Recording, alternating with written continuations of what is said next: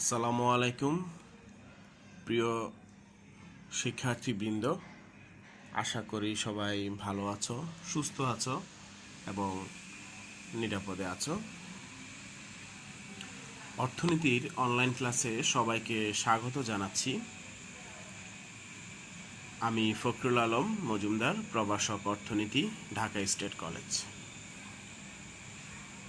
আজকে আমরা অনলাইন ক্লাসের ধারাবাহিকতায় সামষ্টিক অর্থনীতি জাতীয় আয় অধ্যায় থেকে দুটি গুরুত্বপূর্ণ প্রশ্নের সমাধান করব। 1 নম্বর প্রশ্ন হচ্ছে, লেনদেন ভারসাম্য সর্বদা সমান থাকে, ব্যাখ্যা করো। 2 নম্বর প্রশ্ন হচ্ছে, লেনদেন ভারসাম্য প্রতিকূলতার কারণগুলো ব্যাখ্যা করো। প্রথম প্রশ্ন হচ্ছে, লেনদেন ভারসাম্য সর্বদা সমান থাকে, ব্যাখ্যা করো। আন্তর্জাতিক বাণিজ্যে একটি দেশ সকল প্রকার দৃশ্যমান অদৃশ্যমান দেনা পাওনার হিসাবকে লেনদেন ভারসাম্য বা লেনদেন উদ্বৃত্তে বলা হয় যে লেনদেন উদ্বৃত্ত সর্বদা সমান, অর্থাৎ লেনদেন উদ্বৃত্তের দেনা ও পাওনার দিক তথা আমদানি ব্যয় ও রপ্তানি আয় সর্বদা সমান থাকে। কিন্তু বাস্তবে এটি একটি হিসাবগত সমতায়ন। প্রকৃতপক্ষে লেনদেন ভারসাম্য সর্বদা সমান থাকে না। দেনার চেয়ে পাওনা বেশি হতে পারে, আবার দেনার চেয়ে পাওনা কম হতে পারে। দেনা ও পাওনা সমান হতে পারে, তবে সর্বদাই সমান হবে এমন কোনো কথা নেই। তাহলে কেন কথা বলা হয় যে লেনদেন উদ্বৃত্তের দেনা পাওনা সর্বদা সমান থাকে? এর কারণ হলো এই যে লেনদেন উদ্বৃত্তের দেনা ও পাওনার দিক আসলে আমরা দুই তরফা দাখিলা পদ্ধতিতে লিপিবদ্ধ করি। এই পদ্ধতিতে একটি পাওনার বিপরীতে একটি সমপরিমাণ দেনা থাকে, কিংবা একটি দেনার বিপরীতে একটি সমপরিমাণ পাওনা থাকে। যেমন এখানে আমি একটি উদাহরণ দিয়েছি, তোমরা লক্ষ্য করো সবাই। যেমন বাংলাদেশে যদি 100 কোটি টাকা মূল্যের পণ্য রপ্তানি করে, আবার 150 কোটি টাকার পণ্য আমদানি করলে অতিরিক্ত 50 কোটি টাকা বিদেশ থেকে আমরা কি করতে হবে? আমাদেরকে ঋণ গ্রহণ করতে হবে। কারণ আমি যদি আমদানি করি হচ্ছে 100 কোটি টাকার মূল্যের পণ্য রপ্তানি করি, আর আমদানি করি হচ্ছে 150 কোটি টাকার পণ্য, এক্ষেত্রে আমাকে কিন্তু 50 কোটি টাকা বিদেশ থেকে ঋণ করতে হবে। এক্ষেত্রে মোট রপ্তানি কত? তাহলে মোট রপ্তানি হচ্ছে 100 কোটি প্লাস বৈদেশিক ঋণ হচ্ছে 50 কোটি, 150 কোটি। তাহলে দেখা গেছে এখানে মোট আমদানি কত? মোট আমদানিও আবার 150 কোটি। তাহলে এখানে দেখা গেছে আমদানি এবং রপ্তানি ব্যয় হিসাবগত দিক থেকে কিন্তু সমান, অর্থাৎ দুই তরফা দাখিলা পদ্ধতিতে যদি আমি এটা লিপিবদ্ধ করি সেক্ষেত্রে এটা সমান হবে। প্রকৃতপক্ষে বাংলাদেশ কিন্তু 50 কোটি টাকা ঘাটতি রয়েছে, অর্থাৎ বাংলাদেশ 50 কোটি টাকা ঋণের বোঝা বহন করছে, যা বাংলাদেশকে পরিশোধ করতে হবে। তাহলে লেনদেন উদ্বৃত্তের চলতি খাতে, অর্থাৎ লেনদেন উদ্বৃত্তের চলতি খাতে আমরা ঘাটতি কিংবা উদ্বৃত্ত থাকলে সমাপনী খাতে যথাক্রমে ঋণ প্রাপ্তি ও ঋণ প্রদানের মাধ্যমে এটাকে সামঞ্জস্য বিধান করা হয়। এক্ষেত্রে স্বর্ণ আমদানি ও রপ্তানির মাধ্যমেও লেনদেন উদ্বৃত্তের চলতি খাতের অসমতার মধ্যে সামঞ্জস্য বিধান করা হয়। এমত অবস্থায় হিসাবের দিক থেকে তথা হিসাবের পদ্ধতিগত কারণে লেনদেন উদ্বৃত্ত দেনা ও পাওনার দিক সর্বদা সমান হতে বাধ্য, যদিও এর দ্বারা প্রকৃতপক্ষে সর্বদা দেনা ও পাওনার দিক সমান বোঝায় না। যেমন আমি একটি এখানে কাল্পনিক দেনা ও পাওনার তালিকা তৈরি করেছি। এখানে দেখা যাচ্ছে পাওনা ক্রেডিট আর পরিমাণ কোটি টাকায়, আর দেনা ডেবিট পরিমাণ হচ্ছে কোটি টাকায়। এখানে আমার মনে করি আমি চলতি হিসাবে আমার দৃশ্যমান অদৃশ্যমান রপ্তানি আয় হচ্ছে 300 কোটি টাকা। এখানে আমি দেখিয়েছি দৃশ্যমান ও অদৃশ্যমান রপ্তানি আয় হচ্ছে 300 কোটি টাকা।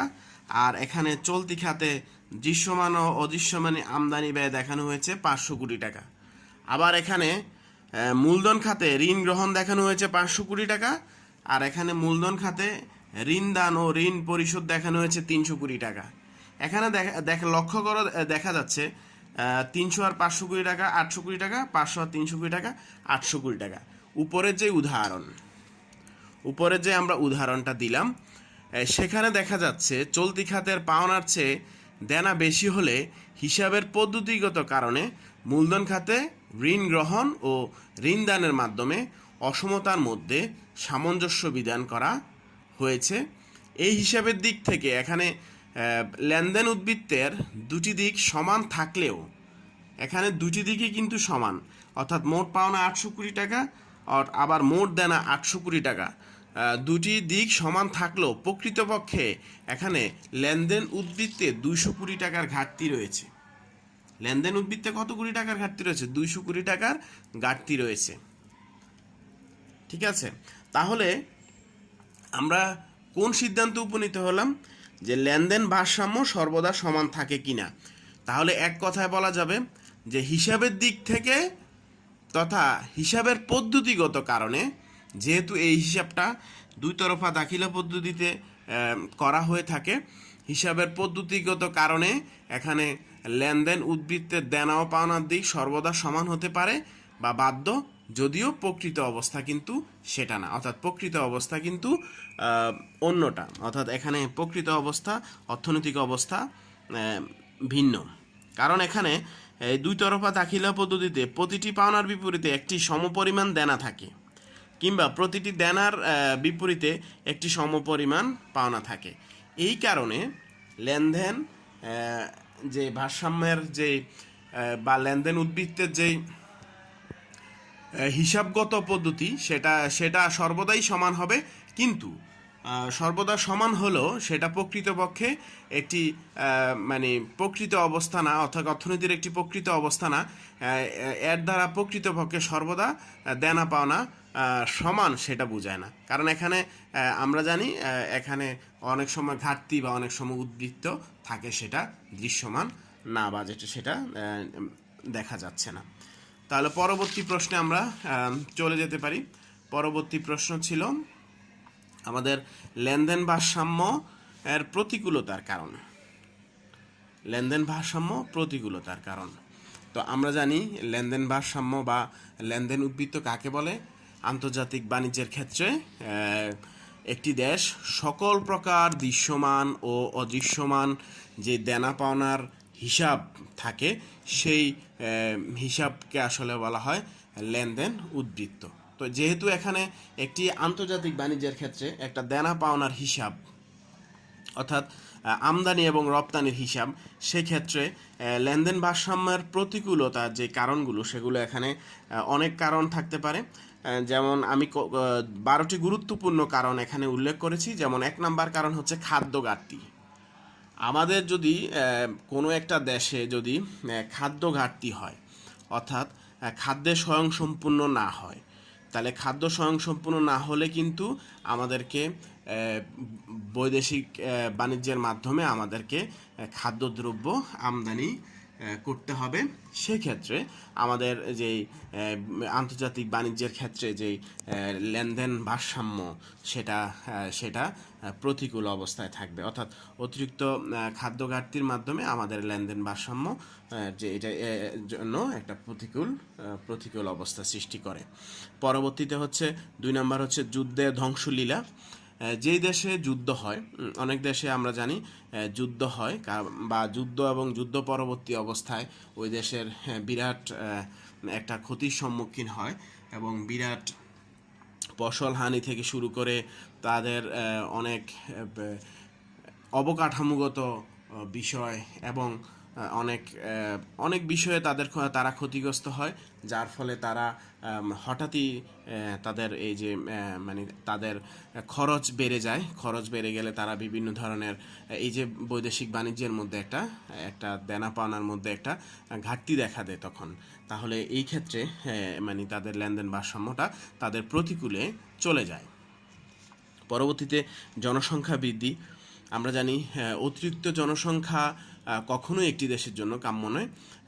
যখন একটি দেশের অতিরিক্ত জনসংখ্যা হবে, এই অতিরিক্ত জনসংখ্যার চাহিদা কিন্তু ওই দেশকে মানে চাহিদা পূরণ করতে হবে ওই দেশকে। আর অতিরিক্ত জনসংখ্যার চাহিদা যদি পূরণ করা সম্ভব না হয় বা অতিরিক্ত জনসংখ্যা থাকলে সর্বক্ষেত্রে যে চাহিদা পূরণ করা সম্ভব হবে তা না, কিন্তু অনেক ক্ষেত্রেই চাহিদা পূরণ করা না গেলে তাহলে বিদেশের উপর অর্থাৎ আমদানির উপরে সেটা জোর আরোপ করতে হয়। সেক্ষেত্রে আমাদের এই যে লেনদেন ভারসাম্য সেটা আমাদের ঘাটতি দেখা দেয়। তাহলে আমাদের আন্তর্জাতিক বাণিজ্যের ক্ষেত্রে লেনদেন ভারসাম্য ঘাটতি দেখা দেয়। পরবর্তীতে যেটা আছে সেটা হচ্ছে আমদানি বৃদ্ধি। আমরা যদি আমাদের পণ্য উৎপাদনে ব্যর্থ হই, অর্থাৎ আমাদের উৎপাদিত পণ্য দ্বারা আমরা নিজেদের চাহিদা পূরণ করতে ব্যর্থ হই, সেক্ষেত্রে আমরা অন্য দেশ থেকে, অর্থাৎ আমাদের দেশ ছাড়া অন্য দেশ থেকে আমাদের ওই সকল দ্রব্যগুলো আমাদেরকে আমদানি করতে হয়। এই আমদানি করতে গেলে আমাদের যে মূলধন বা আমাদের যে ঋণ, আমাদের যে সম্পদ বা আমাদের যে টাকা পয়সা সেটা অন্য দেশে চলে যায়। সেই ক্ষেত্রে আমাদের আন্তর্জাতিক বাণিজ্যের ঘাটতি দেখা দেয়। এটা অন্যতম লেনদেন ভারসাম্যের প্রতিকূলতার একটা অন্যতম কারণ। পরবর্তীতে হচ্ছে মুষ্টিমেয় দ্রব্যের রপ্তানি। আমরা এই যে লেনদেন ভারসাম্যের প্রতিকূলতার আরও একটি অন্যতম কারণ হচ্ছে মুষ্টিমেয় দ্রব্যের রপ্তানি। আমরা যদি রপ্তানি শিল্পকে বা আমাদের যে শিল্প আছে যেগুলো রপ্তানি যোগ্য, এই শিল্পগুলোকে যদি আমরা উন্নত না করতে পারি, তাহলে যদি উন্নত না করে আমরা আন্তর্জাতিক বাণিজ্যে আমরা রপ্তানি বৃদ্ধি না করতে পারি, তাহলে সেই ক্ষেত্রে আমাদের আন্তর্জাতিক বাণিজ্যে ঘাটতি দেখা দিবে। এখন ঘাটতি দেখা দিলে আমরা অর্থনৈতিকভাবে পিছিয়ে পড়ব। সেটা এই লেনদেন ভারসাম্যের অন্যতম একটা প্রতিকূলতা। পরবর্তীতে উৎপাদন হার কম। আমরা জানি এই লেনদেন ভারসাম্যের অন্যতম আরেকটি কারণ হচ্ছে উৎপাদন হার কম হওয়া। আমরা ভাবে উৎপাদনের বিভিন্ন উপকরণ দ্বারা যখন আমরা উৎপাদন করি, তখন দেখা গেছে দুটি ভিন্ন দেশে যদি একই ধরনের খরচে বা একই ধরনের শ্রম এবং মূলধন নিয়োগ করে আমি যদি এক দেশে কম দ্রব্য উৎপাদন হার, অন্য দেশে বেশি উৎপাদন হার পেয়ে থাকে, সেক্ষেত্রে যেই দেশ বেশি উৎপাদন করে সেই দেশ অবশ্যই অনেক এগিয়ে যাবে, তাদের লেনদেন উদ্বৃত্ত দেখা দিবে। আর যেই দেশ উৎপাদনের হার কম হবে, অর্থাৎ তাদের উৎপাদন কম হবে, সেই দেশে লেনদেন ভারসাম্যে ঘাটতি দেখা দিবে। এজন্য উৎপাদন হার কম হওয়া লেনদেন ভারসাম্যের প্রতিকূলতার আরও একটি অন্যতম কারণ। পরবর্তীতে 8 নম্বর হচ্ছে উৎপাদন ব্যয় বৃদ্ধি। আমরা জানি উৎপাদন ব্যয় বৃদ্ধি পেলে একটি দ্রব্যের দামও বৃদ্ধি পায়। আর এই দ্রব্যের দাম বৃদ্ধি পেলে একই ধরনের দ্রব্য যদি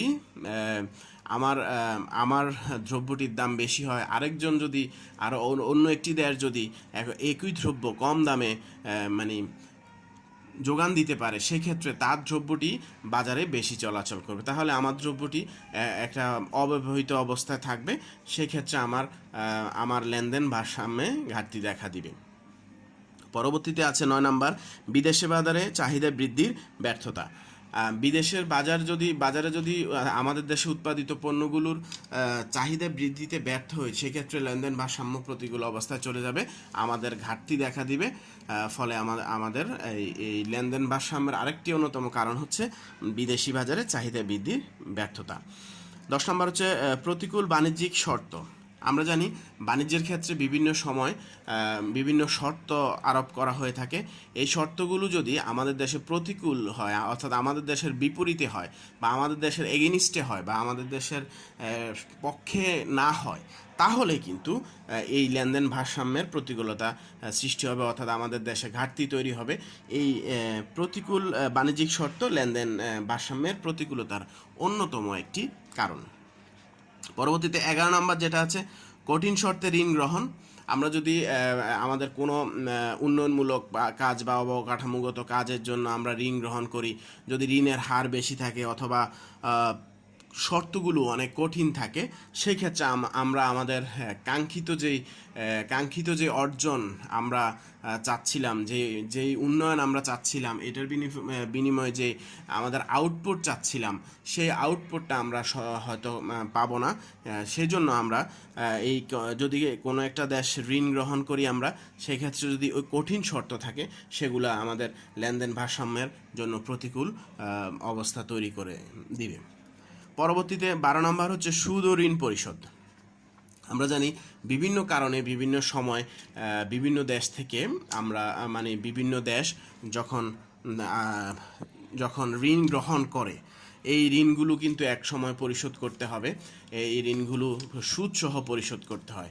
এই ঋণ এবং সুদ পরিশোধ করতে গিয়ে দেখা গেছে আমাদের লেনদেন ভারসাম্যে ঘাটতি দেখা দেয়। কারণ হচ্ছে আমরা যদি কাঙ্ক্ষিত আয় না করতে পারি, তাহলে আমরা সুদ এবং এই ঋণ পরিশোধ করতে অনেকাংশেই ব্যর্থ হব। তাহলে এই লেনদেন ভারসাম্যের প্রতিকূলতার অনেকগুলো কারণ আমি এখানে ব্যাখ্যা করার চেষ্টা করেছি। তাহলে আমাদের আজকের 2টা প্রশ্ন হলো এরকম যে লেনদেন উদ্বৃত্ত সর্বদাই সমান থাকে কিনা ব্যাখ্যা করো, এবং লেনদেন ভারসাম্যের প্রতিকূলতার কারণগুলো ব্যাখ্যা করো। এই 2টি প্রশ্নই আমাদের বিগত সালের পরীক্ষার প্রশ্ন থেকে নেয়া। আশা করি সামষ্টিক অর্থনীতির তেমন আর কিছু নেই। তারপরে আমি এখন চেষ্টা করব যে কিছু কিছু গুরুত্বপূর্ণ প্রশ্ন যেগুলো পরীক্ষায় এসেছে আমি পুনরায় এগুলাকে দেখানোর জন্য। তো সেই ক্ষেত্রে সবাই আমার সাথে আমি যেই প্রশ্নগুলো ক্লাস নিচ্ছি, অনলাইন ক্লাস নিচ্ছি, সেই প্রশ্নগুলো তোমরা বাসায় অবশ্যই প্র্যাকটিস করবে এবং তোমরা সেগুলো শিখে নিবে। আর যদি তোমাদের পরীক্ষা, আমি জানি জাতীয় বিশ্ববিদ্যালয়ের যে পরীক্ষা সিন্ডিকেট, ওরা চাচ্ছে যে খুব দ্রুত সময়ে, কলেজ খোলার খুব দ্রুত সময়ের মধ্যে পরীক্ষা নিয়ে নিবে। তো সেই জন্য তোমরা সবসময় সতর্ক থাকো। তোমরা হয়তো অনেক কম সময় পাবে, পরীক্ষা শুরু হয়ে যাবে। সেজন্য অনলাইন ক্লাসের প্রতি মনোযোগ দাও। কোন স্যার কি পড়াচ্ছে সেগুলো সম্পর্কে তোমরা খোঁজ খবর রাখো এবং নিয়মিত ক্লাস করো। তো সবাই ভালো থাকো, সুস্থ থাকো। কোনো সমস্যা হলে আমার সাথে যোগাযোগ করো, আর আমার জন্য দোয়া করো। আল্লাহ হাফেজ।